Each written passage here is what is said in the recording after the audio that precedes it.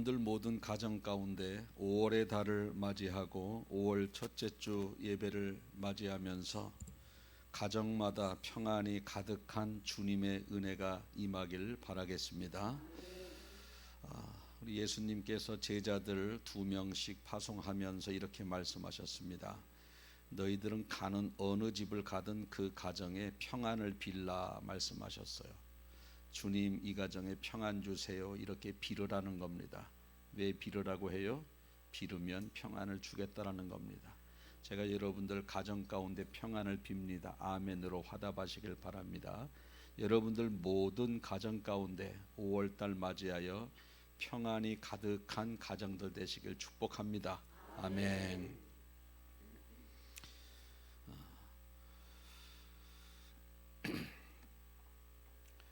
어느 화가가 이 세상에서 가장 아름다운 작품을 그려보고 싶었습니다.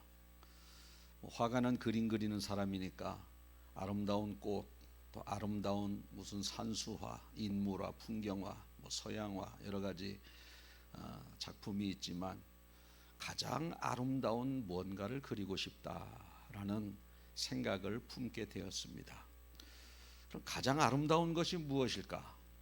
이렇게 생각을 하던 차에 목사님에게 가서 한번 물어봐야 되겠다 해서 교회를 찾아갑니다. 목사님을 만나서 묻습니다. 목사님, 이 세상에서 가장 아름다운 것이 무엇입니까? 목사님이 하시는 말씀이 그것은 바로 믿음입니다. 믿음이 왜 아름다우냐 하면 어떠한 절망 가운데 처해 있다 할지라도 믿음을 가지고 기도하면 그 문제를 이길 수 있고 하나님이 지혜 주셔서 능력 주셔서 헤쳐나갈 수 있기 때문에 가장 아름다운 것은 믿음을 가지고 주님을 바라보며 기도하는 그러한 모습이 가장 아름다운 모습 아닙니까? 이런 대답을 들었습니다. 혹시나 해서 다른 사람을 찾아갑니다. 이번에는 결혼식장에서 결혼을 하는 신부에게 묻습니다. 신부, 가톨릭 천주교 사제가 아니라 신랑 신부, 그 신부를 말하는 겁니다. 신부님, 이 세상에서 가장 아름다운 것이 무엇입니까? 그것은 바로 사랑이지요. 사랑은 눈물도 마르게 하고, 사랑은 가난도 이기게 하고, 사랑은 적은 것도 아무리 소유가 적다 할지라도 풍요를 누리게 하니 사랑이 가장 아름다운 것입니다. 그러니 가장 아름다운 작품을 그리려거든 남녀가 서로 사랑하는 그러한 모습을 그리는 것이 맞다고 생각합니다. 그것도 또 맞는 것 같아요. 한 사람에게 더 물어보자 해서 다른 사람을 찾아갔는데 이번에는 전쟁을 하다가 지쳐서 쉼을 가지고 있는 어느 병사에게 찾아가서 질문을 합니다. 이 세상에서 가장 아름다운 것이 무엇이라고 생각합니까? 라고 병사에게 물으니까 그것은 바로 평화이지요. 평화, 전쟁 없는 나라, 평화이지요. 평화는 전쟁을 멈추게 하고 참된 안식을 우리에게 가져다 주니 진정으로 가장 아름다운 것은 평화입니다. 이 세 사람의 이야기를 듣고 모두 다 맞는 것 같아요. 사랑이 최고고 믿음이 최고고 평화가 가장 아름다운 것이고 이 세 개를 다 한꺼번에 함축할 수 있는 어떤 소재가 있지 않을까 이렇게 생각하면서 집으로 들어갑니다. 집에 들어갔더니 어린 딸아이가 소파에서 놀다가 들어오는 아빠에게 뛰면서 펄쩍 뛰면서 아빠의 품에 안깁니다. 이 아이가 그 높은 소파에서 펄쩍 뛰면서 나한테 다가오는 것은 아빠가 믿음을 가지고 받아줄 줄로 믿고 나에게 안기는구나. 그래, 이것이 바로 믿음이구나. 또 들어왔으니 또 이제 손과 발을 다 씻고 아내가 정성껏 차려준 식탁에 앉아서 맛있게 식사를 하니 아내가 또 남편이 맛있게 먹는 것을 보면서 행복해하는 그 모습을 바라보면서 사랑의 눈으로 바라보면서 이것이 진정으로 사랑이구나. 저 눈 봐라. 그 딸아이의 믿음을 가지고 아빠에게 달려들면서 자신의 온 몸을 던지면서 아빠가 받아줄 줄로 믿는 그 믿음, 아내가 정성껏 차려준 밥상을 맛있게 먹고 있을 때 사랑의 눈으로 바라보는 그 사랑, 이것을 바라보니 이 화가에게 하늘의 평화가 밀려들어 오더라는 겁니다. 이게 평화구나. 그래서 믿음과 사랑과 평화가 공존하는 것이 바로 가정이다. 그래서 이 화가가 아주 행복한 가정을 소재로 삼아서 아름다운 그림을 그렸다고 합니다. 5월 가정의 달을 맞이할 때마다 매년마다 한 가지 제 마음속에 찾아드는 이러한 궁금증이 있어요. 첫째 주는 어린이 주일로 어린이를 어떻게 하면 잘 양육시키는 그러한 부모가 될 수 있을까라고 해서 자녀 양육에 대해서 말씀을 전하고, 둘째 주는 어버이 주일로 어버이에게 어떻게 효도를 해야지 잘하는 것일까 해서 효도에 대한 말씀을 전하는데, 가만히 보니까 자녀를 양육할 만한 자녀들이 없어요. 다 커버렸어. 예서 빼고 다 커버렸어. 이게 무슨 의미가 있을까? 자녀들 다 키워놨는데, 또 효도하라고 한들 효도를 받으실 연세에 하라고 하니 다 돌아가셨는데 부모님들, 이게 무슨 의미가 있을까? 자녀들이 들어야 되는데. 그런데 그런 의구심을 늘 가지고 있는데, 그래서 가정에 대한 메시지를 전하는 게 좋겠다 싶어서 오늘은 가정에 대한 메시지를 준비했습니다. 가정. 여러분, 우리가 24시간 동안 가장 많은 시간을 갖는 곳이 가정입니다. 가정, 아무리 직장에서 바쁘게 활동을 하고 또 낮에 이렇게 이런저런 일로 인해서 바쁘다 치지만, 또 때가 저녁 때가 되면 집에 들어와 그 다음날 아침까지 거의 한 12시간을 기본적으로 조금 소폭의 차이는 있을 수 있습니다만은 가정에서 있는 시간이 가장 많습니다. 가정에서 있는 시간. 그리고 또 가장 항상 접하고 이렇게 만나는 사람이 가족들입니다. 남편을 만나고 아내를 만나고 자녀들을 만나고, 가정에서 시간을 가장 많이 보내고 또 가장 많이 얼굴을 보는 사람들이 가족이고, 그러면 가정이 가장 소중하고 가족이 가장 소중해야 되는데, 시간을 24시간의 절반을 내가 몸담고 있는 가정에 대해서는 별 관심이 없고, 그 남은 그 바깥에서 일하는 일터나 내 생활 환경에 관심을 갖고 살다 보니 가정이 무너지고, 또 바깥에서는 얼마나 잘합니까? 그런데 정말 내 집에 와서는 말 한마디 행동 하나 퉁명스럽게 거르지 아니하고 하는 그러한 우리 모두의 모습을 서로 이렇게 깨달아지지 않아요? 여러분들도 한번 생각해 보세요. 밖에서는 네 안녕하세요, 네 그렇습니다. 집에서는 어떻게 해요?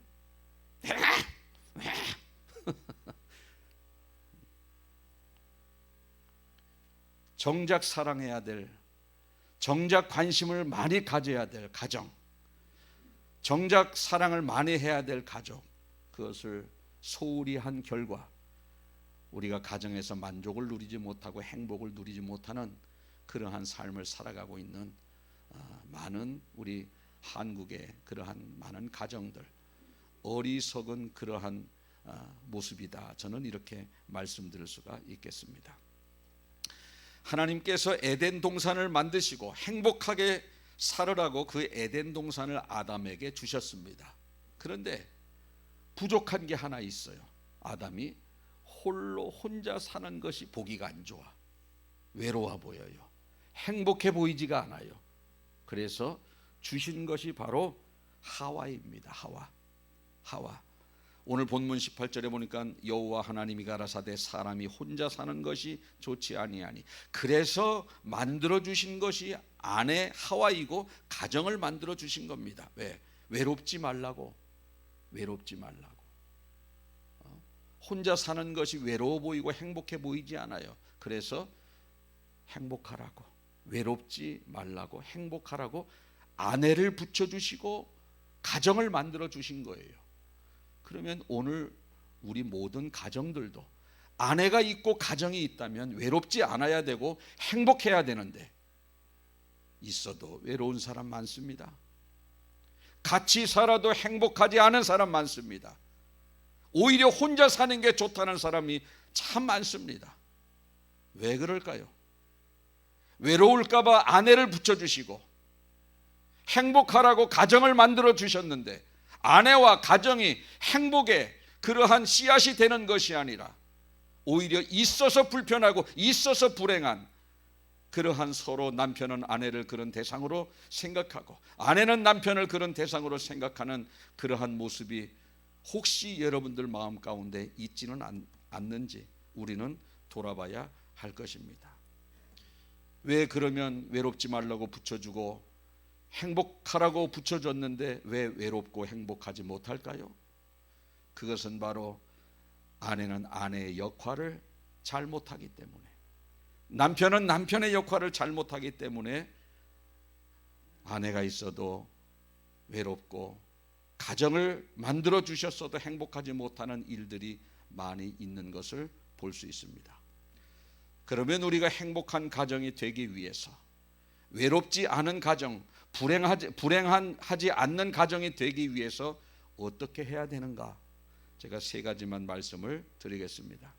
첫째는 사랑이 있어야 합니다. 사랑. 가정에는 사랑이 있어야 돼요. 어떤 사랑? 주는 사랑. 여러분, 사랑 받을 때가 행복할까요? 줄 때가 행복할까요?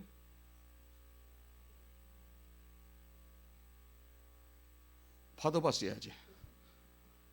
사랑을 받을 때가 행복할까요? 줄 때가 행복할까요? 줄 때. 자, 누군가를 엄청나게 사랑해요. 이 사람이 행복할까요? 저 사람은 이 사람 별로야. 근데 저 사람이 행복할까요? 야, 내가 이 사람한테 사랑을 받으니까 기분 참 좋다, 그럴까요? 이 사람은 저 사람을 무지무지 좋아해. 저 사람 별로 관심도 없는데 이 사람은 행복한 거예요. 맨날 눈 감고, 야, 저 사람, 저 자매님하고 커피 좀 한 잔 마시고, 저 자매님하고 어디 아름다운 호수 좀 걷고, 꽃도 좀 선물하고 행복해. 혼자 그냥 이렇게 망상을 갖는 겁니다. 이 사람이 무게 짝사랑, 엄청나게 행복한 거예요. 맨날 생각하면서. 저 사람은 받기는 엄청난 사랑을 받는 거예요. 자신의 일생을 던질 정도로의 사랑을 지금 하고 있는 그 사랑을 받고 있어요. 저 사람 별로 행복하지가 않아. 스토커라고 고발해버려. 귀찮다고. 받는 사랑이 행복한 게 아니라 줄 때 행복한 거예요. 사람은 줄 때 행복한 거예요. 사랑은. 아멘. 한번 따라해 보실까요? 사랑은 받을 때 행복한 것이 아니라 줄 때 행복한 것이다. 동의하시면 아멘. 그럼 여러분들이 집에서 사랑을 주면 되는 거예요. 주면.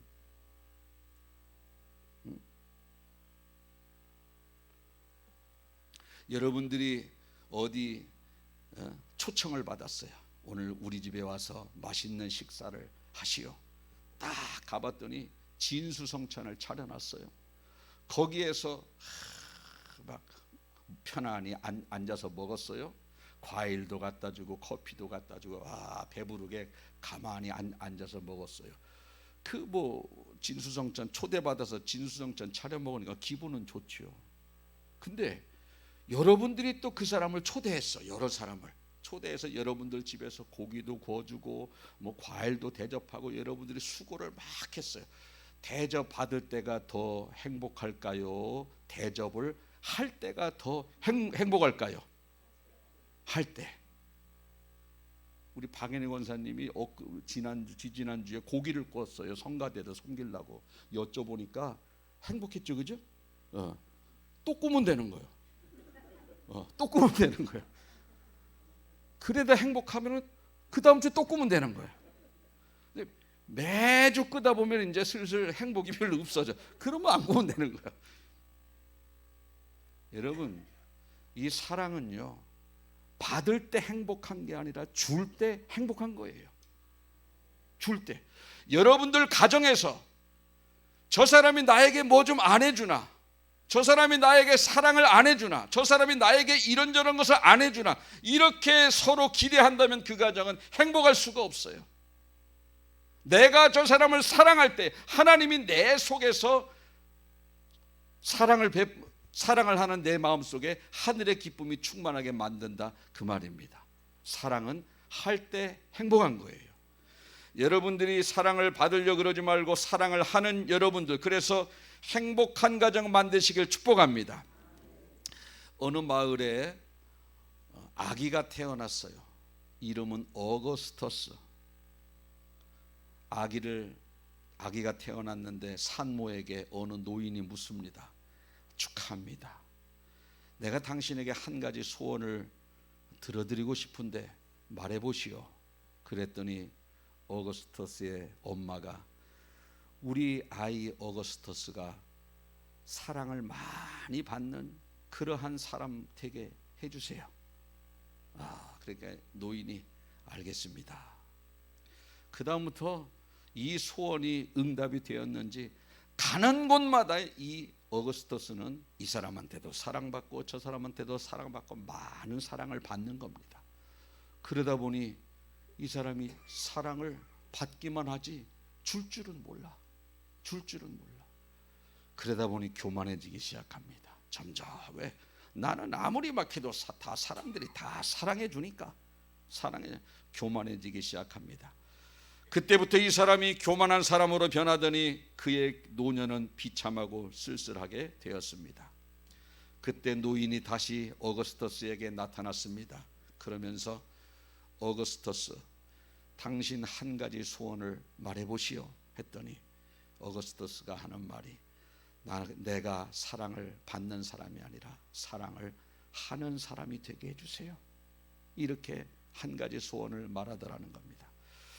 그래서 어거스터스는 모든 사람을 사랑할 수 있는 마음이 속에서 생겨나기 시작합니다. 도움이 필요한 사람에게 도움을 주고, 물질적으로 연약한 사람에게 물질을 주고, 외로운 사람에게 사랑의 마음을 주고, 그때부터 어거스터스는 겸손한 사람으로, 섬김의 사람으로 바뀌게 되니 사람들이 그 사람 주변에 모여들기 시작을 합니다. 어거스터스를 비난하던 사람들이 존경하기 시작했고, 아무도 찾지 않아 외로웠던 어거스트의 인생이 사랑을 주며 사느라고 바쁜 인생이 되었습니다. 그리고 아무런 희망 없이 하루하루를 살고 있었는데 매일매일 희망이 넘치고 보람찬 인생이 되었습니다. 여러분, 사랑은 받을 때 행복한 것이 아니라 줄 때 행복한 것입니다. 여러분들이 가정에서 모두 다 남편을 사랑해야 될 대상으로 느껴지고, 자녀를 사랑해야 될 대상으로 느껴지고, 그 이외에 함께하는 모든 사람이 여러분들이 사랑해야 될 대상으로 느껴지는 은혜가 있길 축복합니다. 둘째로 행복한 가정이 되기 위해서는 용서가 있어야 합니다. 여러분, 사랑과 용서는 함께 가는 것이지 따로따로 분리할 수 있는 게 아니에요. 사랑은 하는데 용서를 못해? 이 말이 됩니까? 내가 저 사람을 무지무지 사랑해. 근데 용서는 못해. 아니에요. 사랑하면 용서는 그냥 따라가는 겁니다. 약속을 12시에 엄청나게 사랑하는 여인을 12시에 만나기로 했어. 근데 12시가 넘어서 1시가 돼서 오네. 사랑은 무지무지해. 바깥에서 추운데 1시간 달달 떨었어요. 이런 1시간이나 그래요? 아니면은 저절로 용서가 돼요? 1시간씩 기다려봤어야지. 1시간이 뭡니까? 10시간을 해도 당신을 기다릴 수 있어요. 이런 고백을 하지. 여러분, 사랑과 용서는 같이 가는 겁니다. 같이 가는 거예요. 어떤 사람은 그래요. 아내를 사랑하세요. 그러면 아유, 목사님 사랑받을 짓을 해야 사랑하지요. 밥 먹는 것도 꼴보기 싫어요. 남편을 사랑하세요. 사랑받을 만 해야 사랑을 하지요. 물론 그 말이 맞아요. 사랑받을 만 해야 사랑도 받는 겁니다. 그런데 우리 하나님께서는 우리에게 이렇게 명령하셨어요. 내가 너희를 사랑한 것 같이 서로 사랑하라. 우리 하나님이 우리를 사랑하실 때 사랑받을 만한 자격이 있어서 사랑하셨나요? 우리가 죄인 되었을 때에 하나님을 원망하고 하나님 보시기에 합당하지 않는 삶을 살고 있을 때에 하나님은 우리를 사랑하셔서 자신의 외아들 독생자 예수 그리스도를 희생시키셨습니다. 사랑받을 자격이 있어서 저와 여러분들을 위해서 아들 내어주시고 구원시켜 주신 게 아니에요. 죄인 되었을 때에, 그래서 로마서 5장 8절에 우리가 아직 죄인 되었을 때에 그리스도께서 우리를 위하여 죽으심으로 하나님께서 우리에 대한 자기의 사랑을 확증하셨다, 이렇게 말씀하셨습니다. 그래서 사랑은, 용서는 그 사람이 무슨 사랑받을 만한, 용서할 만한 자격이 있어서 사랑하고 용서를 해주는 것이 아니라 그냥 하나님의 명령이기 때문에 값없이 사랑해주고 값없이 용서해 주는 거예요. 믿으십니까? 그렇게 해야 가정의 행복이 찾아온다, 이 말입니다. 세 번째, 행복한 가정이 되려면 희생이 있어야 됩니다. 희생. 몇 년 전에 SBS 스페셜에 삼중 장애를 가지고 태어난 승욱이에 대한 이야기를 방영한 적이 있어요. 세 가지 장애. 앞을 못 봐요. 듣지를 못해. 말을 못해. 삼중 장애. 그 아기가 태어났어요. 눈을 못 떠요. 엄마가 그 아이를 얼마나 정성껏 돌보는지. 아이 때문에 돈 벌러 나가고 아이 병원비 대려고, 아이의 시간에 맞춰서 자신의 스케줄이 다 조정이 되고, 이 아이가 뭐 풍경을 볼 수 있어요? 뭘 할 수 있어요? 할 수 있는 유일한 취미가 수영입니다. 수영. 그러니 수영장으로 가는 겁니다. 쭉 간 수영장. 이 애기 엄마도 아직 30대인데 또 풍경도 좀 보고 싶고, 어디 시내가도 가고 싶고, 어디 뭐 해외 여행도 좀 가고 싶고, 산 위도 가고 싶고, 그렇지 않습니까? 근데 꿈도 못 꾸는 거예요. 모든 것을 아이에게 맞추는 겁니다. 돈도 아이 때문에 벌고, 자기의 취미도 아이가 좋아하는 취미로 다 바꿔버리고, 어디 여행은 아이가 좋아하는 쪽으로 수영장 사방이 그냥 어떤 컨테이너 안에 수영장으로 갈 수밖에 없고, 그렇게 희생을 해요. 그러다가 이 아이가 말도 못하고 듣지도 못하니까 때로는 성질을 내는데, 성질을 낼 때는요, 일반 사람들은 말로 화를 풀지 않습니까? 얘는 막 집어 던지는 거예요. 그러면 그걸 또 맞아. 눈 감고 집어 던지니까 뭐 엄마는 그냥 그거 피하고, 왜 그러냐고 또 토닥토닥하고, 그러다가 아이가 뭐 좀 맛있는 것 좀 먹고 좀 마음이 안정되고 그러면 웃어요. 빙그레 웃어. 눈도 못 뜨고 뭐 이렇게 표정이 그렇지만 웃기는 해요. 웃기는, 말도 못하고 씩 웃고 그러면요, 그것 가지고 엄마가 얼마나 웃는다. 우리 승욱이 웃는다. 행복해 하는 거예요. 그러면서 PD가 뭐라고 물으니까 제가 잘못 나와서 그래요. 우리 승욱이도 다른 엄마 밑에서 속에서 나왔으면 정상화로 나왔을 텐데, 내 속에서 나와서 저렇게 삼중장애를 가지고 태어나서 죄책감이 너무 크다는 거예요. 그러면서 평생을 그 아이를 위해서 희생을 합니다. 자식을 위해서는 온 자신의 일생을 바쳐가면서 희생을 하는데, 하나님께서 서로 짝지어 주신 우리 서로의 짝을 위해서는 과연 얼마나 우리가 희생을 감당하며 살고 있는지 돌아봐야 할 것입니다. 자식의 장애는 자기의 책임으로 느껴지지만 남편의 장애는 인생의 짐같이 느껴지고, 자식의 장애는 평생 책임져야 할 책무로 느껴지지만 남편의 장애는 좀 빨리 좀 세상 좀 떴으면 좋겠다. 혹시 이렇게 느껴지지는 않습니까? 우리 교회는 없어. 다른 교회는 있어. 다른 교회. 옛날에 그 옆집에 할아버지가 돌아가셨는데 이쪽 집에 할머니가 장례식장에 가더니 울더라는 거예요. 부인도 안 오는데 왜 옆집 할머니가 저렇게 슬피 우나? 저 살아있을 때 뭐 썸씽이 있었던 거 아니야? 알고 보니까 이제 자기 신랑만 살아있다고. 남들 다 홀가분한데 자기만 이제 이거 뒤치다거리 할 사람, 자기만 신랑 살아있다고 우는 거예요. 남자들은 적당할 때 밥숟갈 챙기는 것도 괜찮아요. 아니면 건강하게 살든지. 건강하게. 인생의 짐처럼 느껴지는 겁니다. 얼마나 안타까운 현실인지 몰라요. 오늘 이 자리에 있는 우리 남자 성도님들, 여자 성도님들은 하나님께서 맺어주신 짝이 평생을 사는 동안 원치 않는 장애를 입었다 할지라도 불쌍한 눈으로 궁일의 마음으로 보여지는 은혜가 있길 바랍니다. 그래서 자녀에게 평생 자신의 인생을 헌신하고 희생하는 것처럼 함께 사는 남편을 위해서, 아내를 위해서 평생 내가 희생하고 헌신하라고 나에게 저런 짝을 붙여주신 하나님의 명령에 순종하는 여러분들 되시길 축복합니다. 아멘이 작잖아 대번. 탈무드에 나오는 어느 이야기입니다.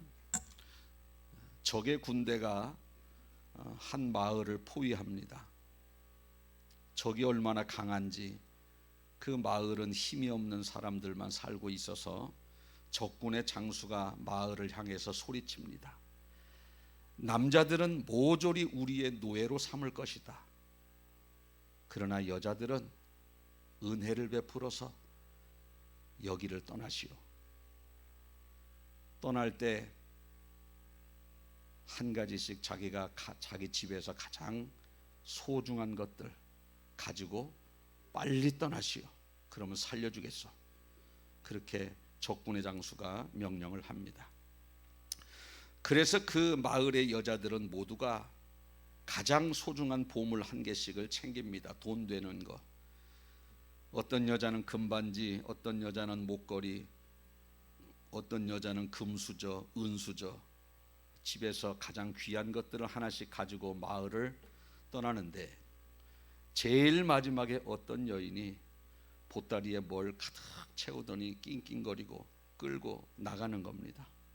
그래서 그 검문하던 자가 수상히 여겨서 그게 무엇이냐 풀러보라 했더니 그 안에는 장애를 가진 한 남자가 들어 있었습니다. 이게 누구냐? 이 남자는 저의 남편입니다. 남자들은 다 노예로 삼는다고 했는데 왜 이 남자를 데리고 나가느냐? 둘 다 죽고 싶으냐? 했을 때 적군의 장군님께서 가장 소중한 것 하나씩은 가져나가도 된다고 했습니다. 나에게 가장 소중한 것은 우리 남편입니다. 이 사람은 나 아니면 돌봐줄 사람이 없습니다. 결국 그 말에 탄복한 그 장수는 남편을 데리고 나갈 수 있도록 허락을 했다는 그러한 이야기가 있습니다. 여러분, 남편이 인생의 짐처럼, 아내가 인생의 짐처럼 혹시 느껴지지는 않습니까? 행복하라고, 외로울까봐, 돕는 배필되라고 아담에게 하와를 도우라고 돕는 배필로 붙여주셨습니다. 아담이 혼자 자라면 뭐하러 돕는 배필을 붙여주겠어요? 혼자 살게 두지. 부족하니까 도와주라고, 보완하라고 여러분들을 붙인 겁니다. 여자뿐만 아니라 남자도 마찬가지입니다. 아내의 부족한 것을 도우라고 서로 맺어주신 겁니다.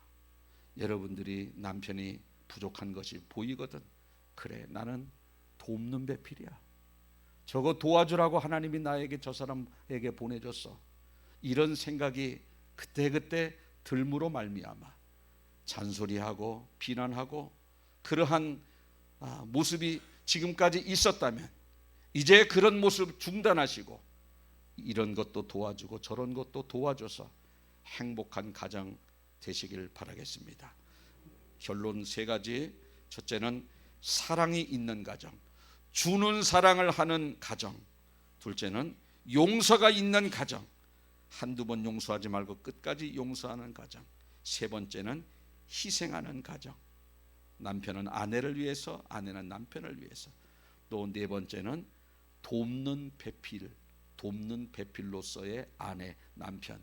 이 네 가지를 여러분들이 마음에 잘 새기셔서 우리 백곡교회는 오늘 이 말씀대로 사심으로 남은 인생 행복한 가정에서 모두들 사는 그러한 복된 인생 되시길 예수님의 이름으로 축복을 드립니다. 아멘. 기도하겠습니다. 살아계신 하나님 아버지, 오늘 가정의 달을 맞이하여 가정에 대한 소중함을 전할 수 있도록 은혜를 주신 것을 감사합니다. 하나님께서 행복하라고 아담에게 하와를 붙여주셨고 외롭지 말라고 가정을 아버지 허락해 주셨는데 요즘 모든 사회, 모든 가정들이 얼마나 외롭고 얼마나 행복하지 않는 가정들이 많이 있습니까? 그것은 자신의 본분을 다하지 못했기 때문에 이러한 가정이 무너지게 되었다는 것을 알게 하시니 감사합니다. 부족하여 돕는 배필로, 도우라고 돕는 배필로 나를 보내셨는데 돕기는 고사하고 이런 거 저런 거 잘못한다고 지적하면서 마음의 상처를 주며 산 적도 있었음을 고백을 드리며 회개합니다. 주님 용서하여 주옵소서. 사랑해야 되고 희생해야 되고 또 용서해야 되는데 사랑과 희생과 용서는 오간데 없고 받으려고만 하고 또 누리려고만 하니 얼마나 가정이 파괴되었습니까? 이제 받는 사랑이 아닌 주는 사랑, 또 7번씩 70번이라도 용서하는 그러한 사랑, 또 끊임없이 희생하는 그러한 희생의 가정 모두 다 될 수 있도록 주님 저희들의 마음과 생각을 주장하여 주시옵소서. 그래서 남은 인생 행복한 가정 가운데 살게 하여 주옵소서. 감사드리며 예수님의 이름으로 기도하옵나이다. 아멘.